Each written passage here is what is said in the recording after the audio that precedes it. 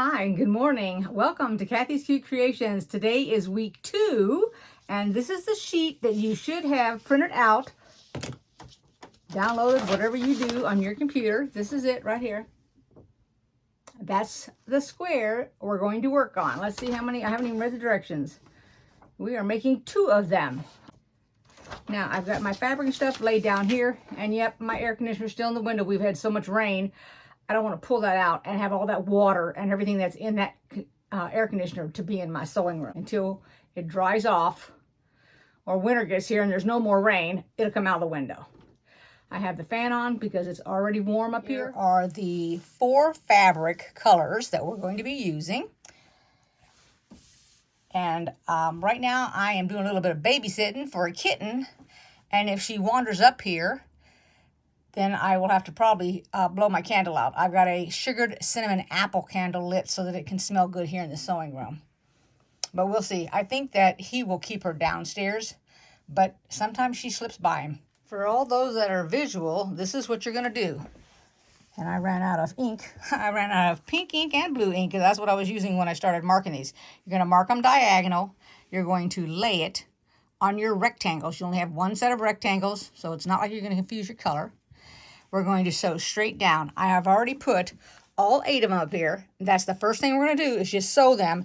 And we're going to chain stitch, which means you do not lift your fabric off of your sewing machine until you're totally finished. This way it saves thread. I'm using yellow thread today. And if you don't have a lot of thread and you're first starting out, the best thing to buy would be, if you can only afford 1 spool of thread because you just don't have the money and you want to sew, I would suggest that you buy a smoke color. Now, a smoke color is almost transparent when you sew, so it doesn't give off any specific color against any kind of fabric that you have. If you have black fabric or white fabric, it doesn't show through like a true color. It almost disappears. And then I would buy a black and a white. So those 3 colors would be the main things you use if you can't get multiple colors. I think there's a lot of yellow in this table runner, so that's why I'm using the yellow. Now, I do use white polyester in my bobbin. It's a lot lighter, but it works with cotton. I have cotton up above in my sewing machine. It's going to be your preference whether you want to pin or not pin your fabric. Usually cotton just stays with cotton. It doesn't shift. Now, if it was silk or some other type of fabric, it might shift on you.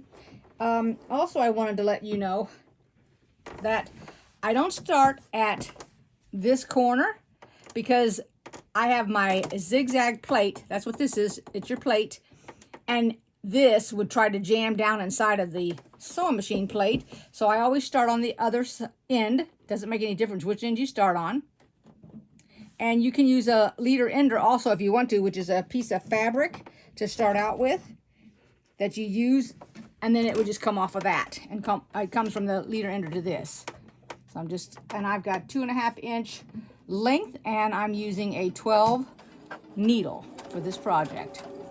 I'm not hurrying, I'm just taking my time. It won't take long to make these 2 blocks. Then when you get to the end, you keep it. I keep my needle down. I take my next piece of fabric, line it up, put it right up underneath, just like this. Put the foot down so the foot will grab the fabric, and then just slowly start out, and there we go. Then if you're like a Speedy Gonzales, you can go a lot faster.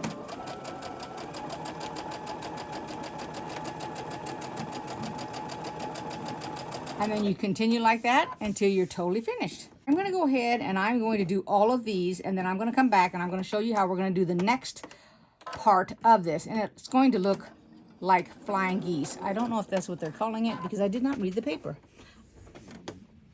No, they're not calling it flying geese. They're just saying to stitch it. But that's actually what this is if you want to learn that. Alrighty, you guys keep going with yours. Here's where we are. All I did was just chain stitch them. Now I'm done with them. But before we do the next step, we need to take the excess, which is this, off. I'm right-handed, so I turn the whole thing over. I'm just going to grab this right here And I took a little ruler, and we're going to do a 1/4 inch. Now, make sure that when you did these are right sides together. And right sides together means the fabric you want to see when it's finished.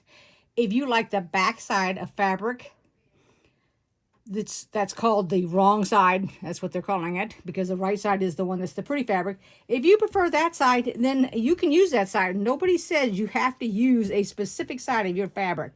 And I've done that myself when I've made a quilt before, because I liked the other side better than the right side. Just cut this off. That's it, you're done. We're going to take this, we're going to iron it open. Let me do that real quick. Hopefully my iron is still hot. It cools off because I've got one of those Eliso irons. And after a little bit it doesn't turn totally off, but it like decreases your heat. I just ran upstairs from downstairs. My daughter just came over. All right, so the next step is I leave it like this. I lay my fabric on it, and now I'm going to sew from here to there. And we're going to do chain stitching with these also. Now on this one, I'm going to go ahead and I'm going to pin. Now if for some reason you didn't like something, or you had to recut something, or you needed to re-iron your fabric, this is friction pin, so this comes off with an iron. And if that's what you're doing, then you're going to have to remark it, which is fine. It's not an issue about it. So I'm just going to put my pin down here. Ooh, that was a little bitty pin.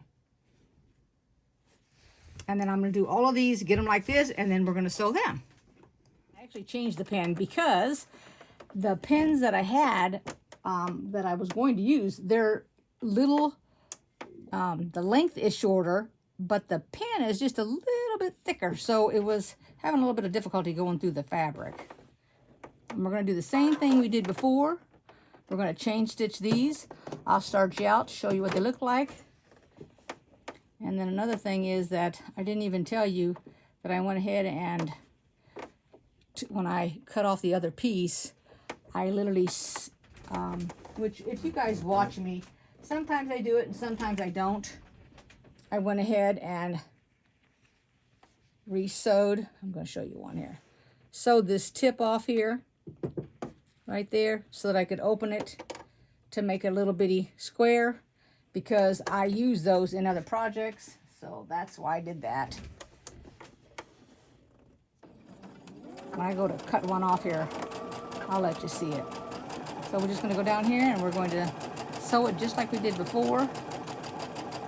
Started in the middle, went to the end.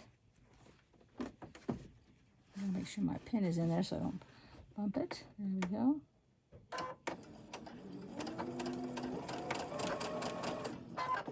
Yep, got to twist this because you got a little off kilter there. Okay. Just catch it at the beginning and it'll work. Can't go halfway down and then find out you had a off center there. And then just go ahead and finish all of yours. And then we'll come back and then I'm going to show you what I just did, which I do myself because you don't have to do it that way. You can just cut it off just like regular. Alrighty, so let's just what I've done is I went ahead and I sewed it just like that. Here's the sew line right here. I went a 1/2 inch. So I took my ruler and I put it on the line that I had sewn right here and went all the way down and then marked it. That's going to be my new sewing line, and then I will cut it right through here to make these little squares. And then they can be used in some other project like a pillow or something like that. I'm going to go ahead and I'm going to sew all these and cut them and iron them, and we're going to open them up. Finished all yours. I've finished all of mine right here.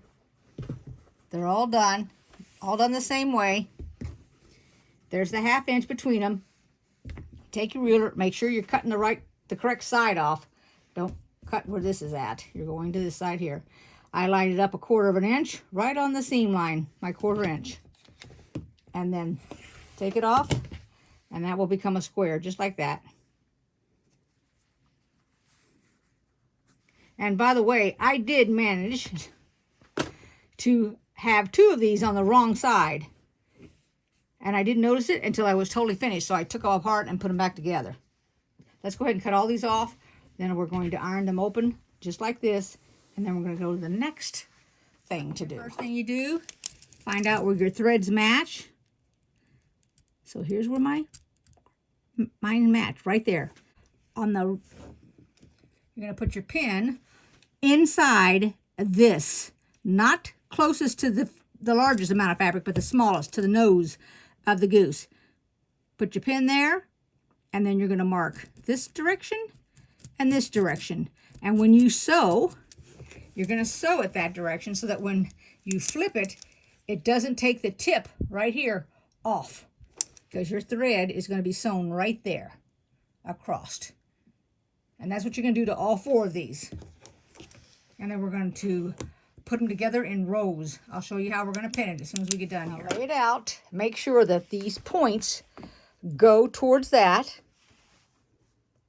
Even a square on each corner, a square in the middle. Then flying geese, 4 middles. We're going to have to take this. We're going to flip it over. Whoops, I need to iron that. Don't worry, I cut this too short because of the way that I measured my thing, but that's no problem. That's a 1/4 of an inch, I mean, 1/8 of an inch instead of a 1/4, but that's fine. It's not going anywhere. We have to mark this to keep from taking our tips off. Alrighty, you just take your time. I'm going to do this end and the other end first. Everything's a 1/4 of an inch. Find your 1/4 of an inch on your sewing machine. There we go.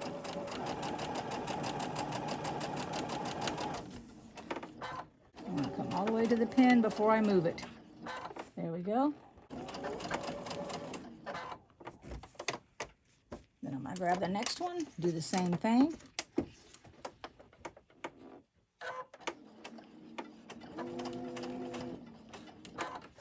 Do not go over your pins if you can avoid it. It will damage these new sewing machines that are electronic. They can't take that kind of abuse. Knocks them out of alignment. These are just like computers. They got motherboards and everything in them. Yeah, whoever knew that, huh? Ouch. The ancestors would be flabbergasted. If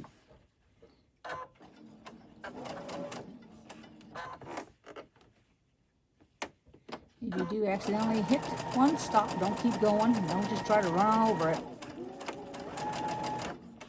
There we go. Take that out. And if you got to go slower right here, that's fine. You can slow down.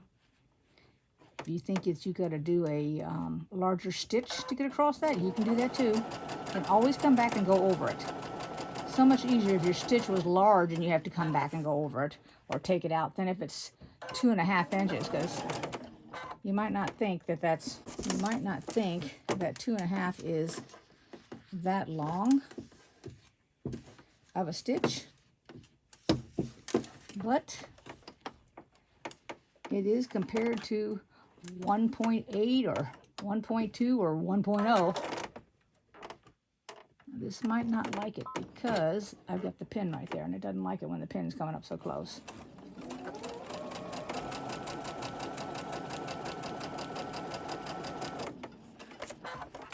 And that thing doesn't want to stay down. There we go.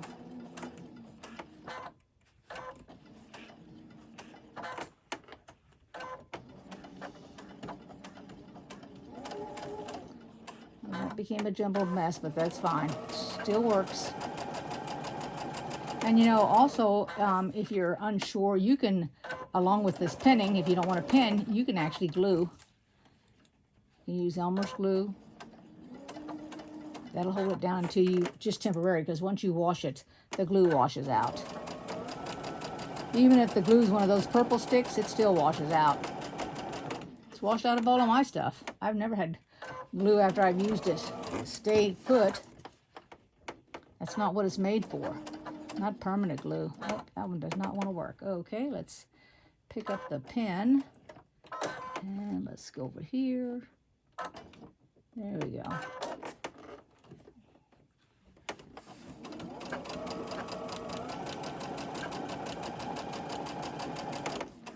Just about got these all finished right here. And now we're going to go and we're going to finish pinning it, and then we're going to sew it, and we're going to be done with the square. But first, you need to iron it. I always iron. I never just sew it without ironing it. You're going to lay it out so that it looks correct before you pin this row to that row, and then that row to that row. Pin them all. The squares go on the left and the right, like that. And then we'll sew them, and then this goes on the right and the left. They're correct. And then this again. So let's go ahead and sew it. Pinned. And I wanted to come back real quick and tell you, no matter which way you iron this, if you ironed it this way, these little ends to that way, or this way, you want them pointing this way. And the reason is that eventually this is going to be connected to something else. And if you look here, we're going to want to avoid losing any kind of tip or anything on the edge, no matter what it's going to be connected to. That's the reason. Otherwise, if it was folded over, you're not going to be able to see it. I mean, yeah, there's a way to do that, and I've done it in my videos, and I can show you if you didn't do it so that it ended up like this, or for some reason it couldn't end up like that. So here it is, ready to be sewn on both sides and connected. Make sure that your geese are facing the correct way. Let's go ahead and sew this and open it up. And we're off.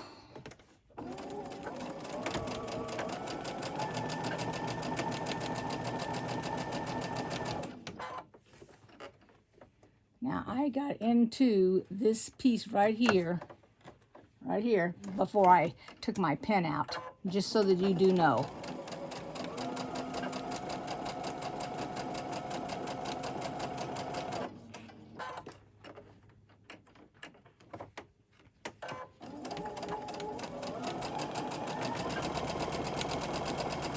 Now be real careful here. There we go. In the beginning, you won't be able to control where you stop, but eventually you will be able to do that. The more you sew, the more comfortable you'll become with the foot that goes to your machine, and you'll figure out how to do that. It takes a while, but that's okay. Now we're going to turn this around.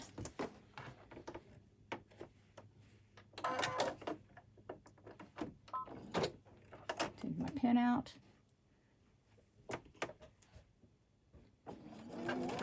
And on my sewing machine, my 1/4 distance, this here is half on and half off the fabric. That's just the way this machine is. Not all my other machines are like that. And yours may not be like that either. So I'm holding the other side down. You know what? I did not hold that down either, did I? Oh, that's okay. Any difference. There we go. And if you feel like there's too much fabric on the top, normally if there's fabric on the bottom is too much, that's fine. But you can also hold on to this a little bit taut to make it so that it will stretch between pin and pin, just in case. The rule of thumb is that if the bottom piece is longer, your sewing machine is going to feed the top piece into it. But sometimes it's the other way around, where the top piece is a little bit longer. But usually the little bit, when I'm talking a little bit, I'm not talking like 1/8 of an inch, or it's even smaller than 1/8 of an inch when that happens.